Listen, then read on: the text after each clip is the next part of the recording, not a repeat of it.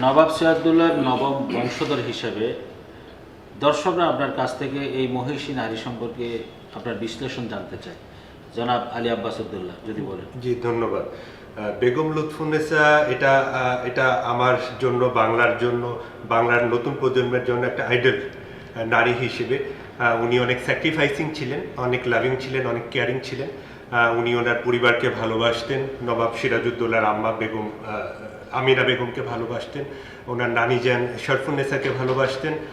উনি সিরাজউদ্দৌলাকেই প্রচণ্ড ভালোবাসতেন। ওনার সকাল হতো, সন্ধ্যা হতো, রাত্রি হতো সিরাজউদ্দৌলাকে নিয়ে, এবং সেই প্রমাণটা উনি দিয়েছেন ওনার মৃত্যুর পরও। উনি 30 বছর জীবিত ছিলেন।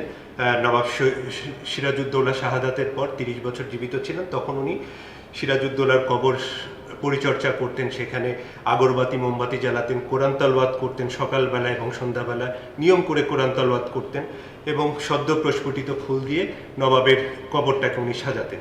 এইভাবে উনি পুরো জীবনটা সিরাজের জন্য বিসর্জন করেছেন, জীবন অবস্থায়ও দিয়েছেন, নবাব যখন ছিল না তখনও উনি ভালোবেসে প্রমাণ করেছেন। এটা একটা উজ্জ্বল দৃষ্টান্ত, এটা থেকে সবাই শিক্ষা নিতে পারে।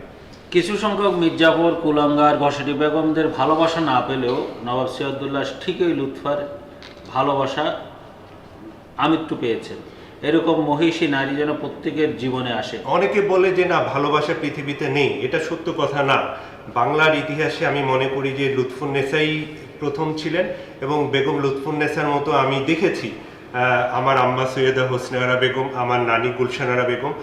ওনারা যে ধরনের ত্যাগ, যে ধরনের ভালোবাসা, পরিবারের প্রতি ভালোবাসা, ত্যাগ, সেই জিনিসটা আমি আমার আম্মার ভেতরে পেয়েছি, এবং আমার নানিজানকে যদিও দেখিনি, এটা আব্বার কাছে শুনেছি, আম্মার কাছে শুনেছি, এরকমই।